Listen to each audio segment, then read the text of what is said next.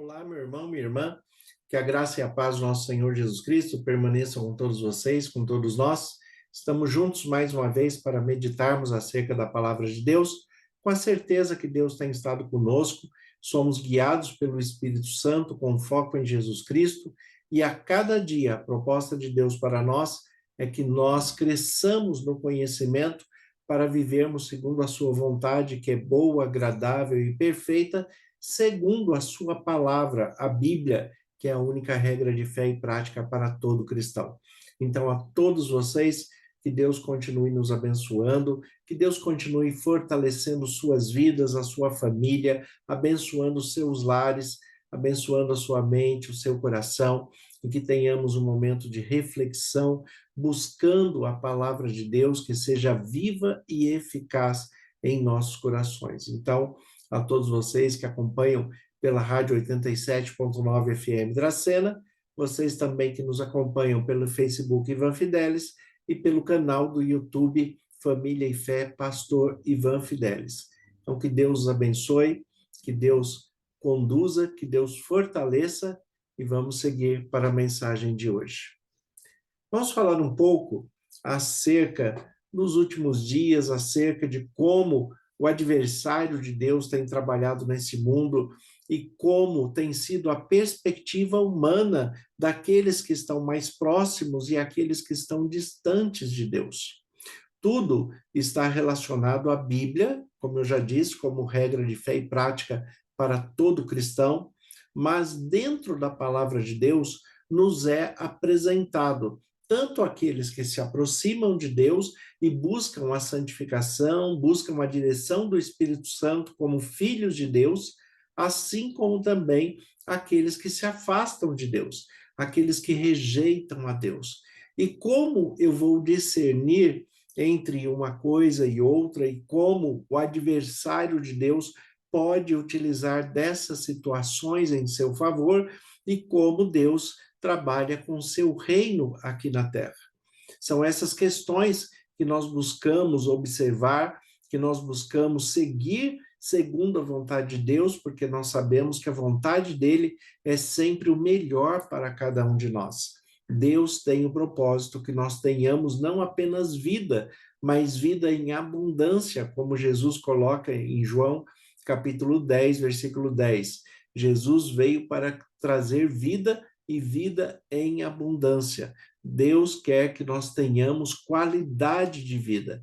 E ao sermos guiados pelo Espírito Santo como filhos de Deus, pautados na Bíblia, nós, à medida que vamos crescendo em conhecimento, nós vamos absorvendo e vivendo esta qualidade proposta por Deus para cada um de nós.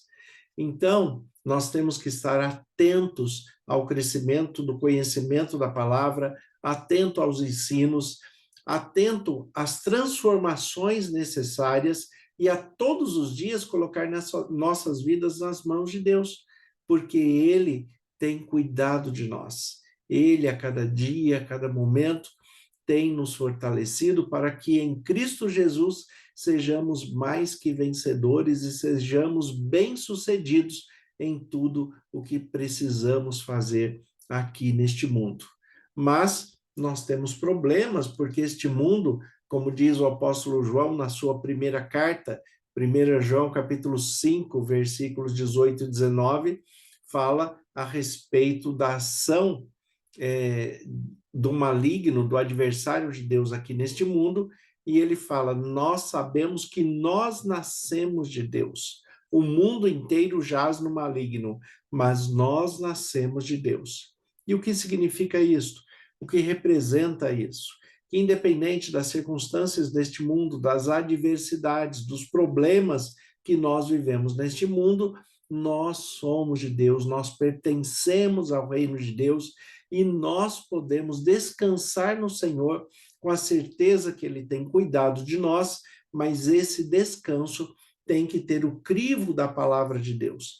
Nós descansamos quando sabemos que estamos fazendo aquilo que é correto, aquilo que agrada ao coração de Deus, aquilo que é propósito de Deus para cada um.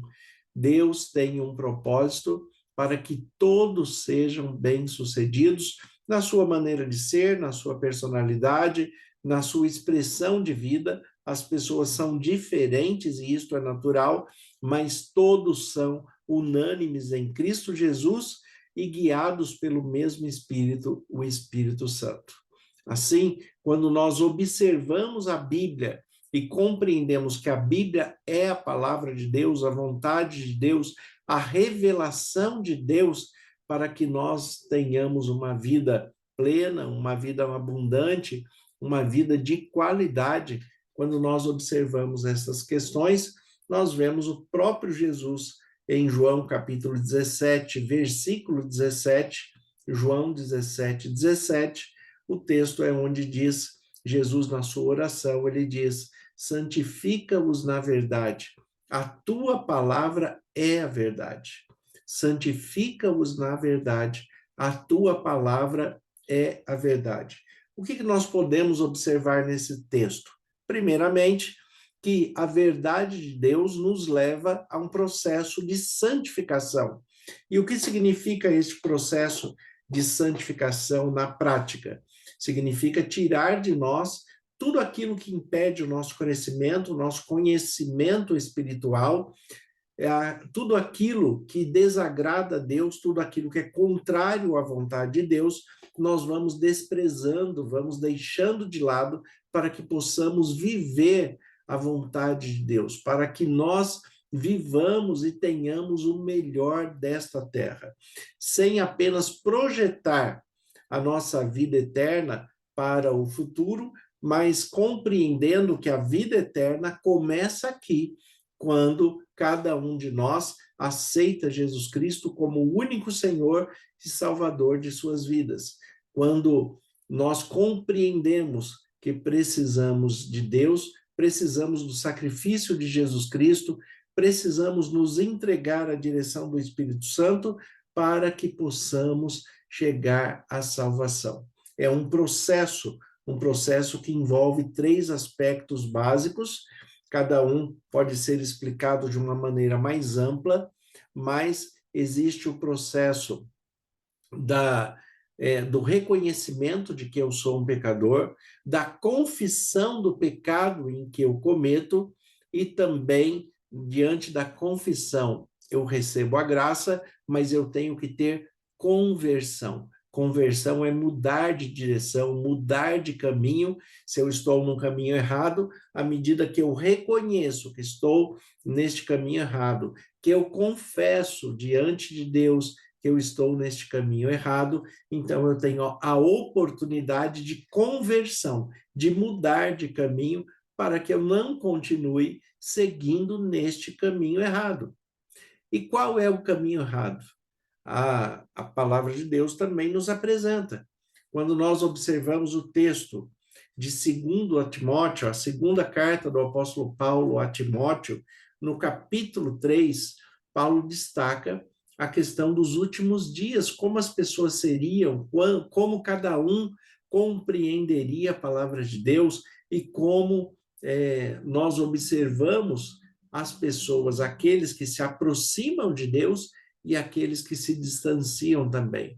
Os que se aproximam, eles revelam em si os frutos do Espírito Santo, a paz, o amor, a mansidão, a longanimidade, a benignidade, a paciência, o domínio próprio. Né? Todas estas questões são frutos do Espírito Santo que todo cristão deve desenvolver, ele deve ter. Mas também nós temos as obras da carne que revelam a ação do adversário de Deus em nossas vidas. A ação da rejeição humana sobre a vontade de Deus, sobre a palavra de Deus e sobre o próprio Deus. À medida em que nós nos aplicamos a estudar a Bíblia e a Bíblia nos revela a nós mesmos, nós reconhecemos que em muitas áreas de nossas vidas nós precisamos de transformação, nós precisamos de crescimento, nós precisamos de conversão, nós precisamos olhar para a vida com os olhos de Deus, guiados pelo Espírito Santo, para que possamos, como filhos de Deus, representar Jesus Cristo aqui na Terra. E aqui em 2 Timóteo, segunda carta do apóstolo Paulo a Timóteo, capítulo 3, a partir do versículo 1, o texto ele nos diz assim: saiba disto, nos últimos dias sobrevirão tempos terríveis. Os homens serão egoístas, avarentos, presunçosos, arrogantes, blasfemos, desobedientes aos pais, ingratos, ímpios, sem amor pela família, irreconciliáveis, caluniadores, sem domínio próprio, cruéis, inimigos do bem, traidores, precipitados, soberbos, mais amantes dos prazeres do que amigos de Deus, tendo aparência de piedade, mas negando o seu poder. Afasta-se desses também. Afaste-se destes também. Olha o que o texto nos coloca. Existem pessoas assim com este perfil de caráter e de personalidade negativa, de caráter e personalidade desagradável, desajustada diante da palavra de Deus, e assim, cada vez mais, a humanidade separada de Deus vão vivendo esta realidade que o texto apresenta, que virão dias terríveis, é isso que o texto diz. Nós estamos vivendo dias terríveis e cada vez mais ele tem a tendência de piorar. Por quê? Porque à medida que as pessoas se afastam de Deus, é claro que a humanidade corrompida pelo pecado vai fazer e apresentar aquilo que há de pior, mesmo que tenha aparência de piedade, como fala o texto aqui, que tem uma aparência religiosa, que tem uma aparência humanitária, que tenha uma aparência de respeito, de consideração. É claro que tudo isso tem que haver. Tem que haver respeito, tem que haver consideração, tem que haver boa convivência, tem que haver a expressão com respeito de cada um na sua opção de ser. Se ele optou por caminhar com Deus e seguir a Deus, ele deve ser respeitado na sua posição, no seu jeito de ser, né, naquilo que ele se coloca enquanto cristão. Se ele rejeita a palavra de Deus e se ele se distancia de Deus, mesmo que nós não concordemos com esta postura, que nós sabemos que trará prejuízos para a vida dele, mas se é uma escolha dele, nós também temos que respeitá-lo. O respeito é a base maior de todo o nosso relacionamento, seja ele humano ou seja divino. Nós temos que ter respeito por todas as coisas, por aquilo que nós acreditamos, pelos princípios de fé, pelos princípios da espiritualidade, da religião, os princípios do relacionamento com Deus e os princípios humanos. Nós temos que ter um convívio respeitoso para que todas as coisas trabalhem bem, todas as coisas funcionem bem. Então, saiba disto, nos últimos dias sobrevirão dias terríveis, tempos terríveis. Os homens serão egoístas, os homens aqui no sentido da humanidade, tanto o homem quanto a mulher. A humanidade será egoísta, avarenta, presunçosa, arrogante, blasfema, desobedientes aos pais, ingratos, impuros, sem amor pela família, irreconciliáveis e caluniadores, sem domínio próprio, cruéis, inimigos do bem, traidores, precipitados, soberbos, mais amantes dos prazeres do que amigos de Deus, tendo aparência de piedade, mas negando o seu poder. Afaste-se destes também. Afaste-se desses também. Olha o que o texto fala para a gente. Se uma pessoa está atrapalhando o nosso relacionamento com Deus, pela sua postura, e muitas vezes pelo seu jeito e a sua capacidade de, corrompido pelo pecado, despertar o pior que habita em nós também. Muitas vezes nós observamos alguém fazendo algo que desagrada a Deus, mas como também nós somos corrompidos pelo pecado, né, gradativamente nós vamos participando daquela ação sem que se perceba. Nós vamos participando daqueles movimentos, daquela palavra, daquele jeito de ser reprovável por Deus, mas porque também nós somos corrompidos pelo pecado. Então nós temos que ter muito cuidado como cristãos, convertidos, confessando os nossos pecados, se arrependendo das maldades que foram feitas e das ofensas contra Deus e contra o nosso semelhante. Então, se eu sou um cristão que busco a regeneração para ser mais parecido com Jesus Cristo, então eu tenho que ter muito cuidado com todos esses detalhes aqui apresentados no texto, porque eu não posso ser egoísta, eu não posso ser avarento, nem presunçoso, nem arrogante. Então, esse primeiro quadro aqui, como cristão, a primeira coisa que ele coloca, egoísmo. Egoísmo é colocar o seu ego, o seu ser, acima das outras pessoas. Desta maneira também, eu costumo usar um termo que o ser humano, mais do que idolatria, ele está fazendo egolatria. Ele está voltando-se para si, para os seus próprios prazeres, para os seus próprios desejos, tudo tem que funcionar em função dele, e desta maneira, ele se adorando, ele passa a ser um ególatra, um adorador de si mesmo, das suas ideias, da sua postura, do seu jeito de ser, da sua interpretação de vida. E nessa interpretação, muitas vezes a pessoa se torna egoísta, avarenta, presunçosa, arrogante, blasfema e desobedientes aos pais. Observe que isso é muito importante. É claro que todos os aspectos aqui devem ser corrigidos.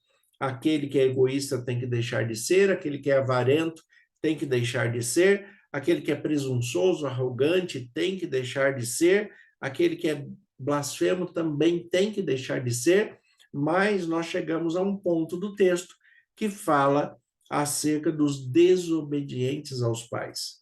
Se eu sou desobediente aos pais terrenos, que eu posso ver, que eu convivo com ele, que eles dispensaram amor sobre a minha vida e eu não estou retribuindo de uma maneira adequada, se eu faço isso com os meus pais carnais, imagina o que é feito com o Pai Celeste, o Pai espiritual, o Pai que Jesus colocou na sua oração, no ensino da sua oração, Pai nosso que está no céu.